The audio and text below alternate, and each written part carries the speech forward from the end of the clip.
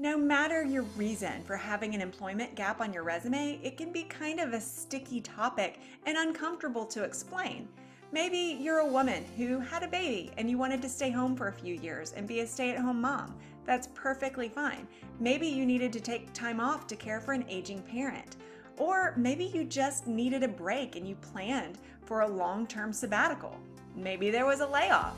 Whatever the reason, the gaps in your employment can keep your resume from getting to the hiring manager's desk. But today I'm going to tell you 5 strategies you can put to work right now to keep that from happening and grab that job.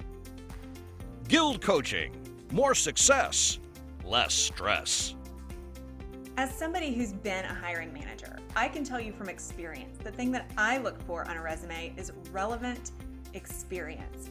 I didn't really study the employment dates or anything like that. Hiring managers know what they want in an employee, and it doesn't really matter to them how much time it's been since that person worked. If they have relevant experience and current knowledge, it doesn't really matter. But here's the problem. Most of the time, your resume is not going to land directly on the desk of that hiring manager.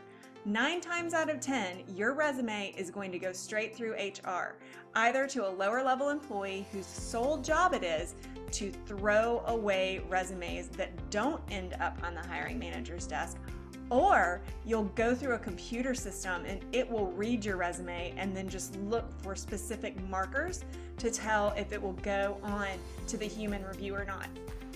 Either one of those, a resume gap is a killer, and it is almost guaranteed that if it's longer than just a couple of months, you're going to end up with your resume in the trash can. But we don't want to make that happen. So today I'm telling you 5 strategies that you can employ right now on your resume to make your gaps invisible. If they are seen, we're going to tell you exactly how to explain them.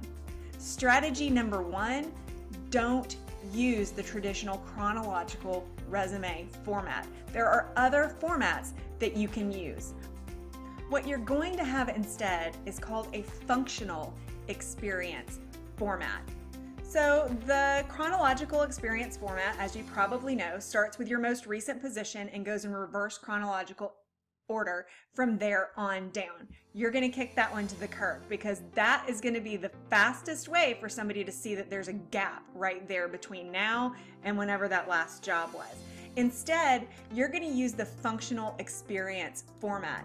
And that means that whatever the job requires, whether it's marketing experience or sales experience or whatever kind of experience, you will have a section for each of those experience categories, and then you'll be able to quantify all of the experience that you have in that category. That can do a whole lot to mask any gaps in your resume. Your second strategy is to not lead with your relevant work experience. Instead, lead your resume with a professional profile or a sizzle statement. This will be the very first thing that those HR professionals see when they look at your resume. Your sizzle statement will be something that's really attention grabbing. Personally, I like sizzle statements because I think that they can be really fun. They can help you to stand out and they make you sound really exciting. For example, let me just make up one for me. Executive coach with nearly 20 years of experience, former journalist with 2 Emmy Awards, and a passion for always taking home the gold. You can really highlight the special things about you and your strengths if you use the sizzle statement. The professional profile can be exciting just the same. It's just more of a paragraph form rather than just a sizzle statement. Your third strategy is to go wide with your dates. And what I mean by that is don't use month and year, just use years. This can help hide gaps that are shorter than 11 months. I've seen many people successfully hide gaps in their employment using this genius strategy. So let's say that you've worked for a company from 2015 until this past January. Okay, well that's a pretty good spell for a position, But then let's say that your job ended in January and you don't get hired again until November. Well, come November, it's still the same calendar year. So if you're not using month and year, then to any future employer, that gap is going to be invisible. Nobody's ever going to say, what month? What month? Because clearly you went from one job to the other. They're just going to automatically make that jump for you. So your gap is invisible. That's strategy number 3. Strategy number 4 is really a Jedi mind trick. Even when you're not working, you're still working. What the heck does that mean? Simple. Just because you're not employed at an organization does not mean that you are not still utilizing your skills and expertise. So you've got to get creative. For example, an accountant I coached went through an employment transition period. That's a very nice way of saying unemployment. And during this employment transition period, people came out of the woodwork to ask him to donate his professional services to them because he had time on his hands. Well, certainly he had time on his hands, but his full-time job at that point was looking for a new professional home. However, using his brain, he said, absolutely, and he did a little consulting here and a little consulting there. And his employment gap was filled with a consulting company that was his name and a whole bunch of little consulting jobs along the way.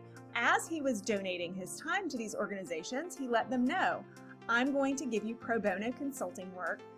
Would you please be a reference for me when I get my next full-time position at my next professional home? And of course they said yes. So not only was he filling his employment gap, he was racking up very good recommendations along the way. That is smart planning, and it made his employment gap invisible. Our 5th and final strategy is using your cover letter to focus on the present. This is especially useful if you are in the employment gap at the time that you're trying to get your next job. You're not going to waste any of that valuable real estate on the front of your cover letter talking about anything negative.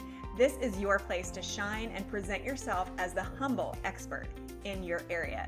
This is not the place where you're going to explain any gaps because you don't know if they've noticed them or not. If they like your work experience, they're going to bring you in and they're going to talk with you. Be ready to answer the gap question. Have a real answer. If your answer was that you got fired, there is a way to wordsmith that. If you got fired with cause, there's even a way to wordsmith that. Layoffs are easy to explain, taking care of kids, aging parents, all of this is very easy to explain. The key is not having those gaps readily noticed to the point that your resume doesn't make it to the hiring manager. Because I'm telling you, hiring managers look more at experience than gaps in employment. I would love to talk with you, and I put a link below so that you can schedule a free strategy session. If you are a professional and you want to get farther in your career, if you're miserable where you are, if you're unemployed, or if you just want to know what your next space of growth is, then you need to talk with the Career Doctor. I'm Dr. Jane Mims, founder and CEO of GILD Coaching, and I would love to give you 1 hour and see how you can achieve more, have higher success with lower stress. It's what I do. If this video has been any use to you, please give me a thumbs up. And if you know someone who could benefit from it, please give it a share. Also, remember to hit the subscribe button and that little bell so that you will learn the next time that we have uploaded a video just for you to live a more successful life with lower stress. Bye.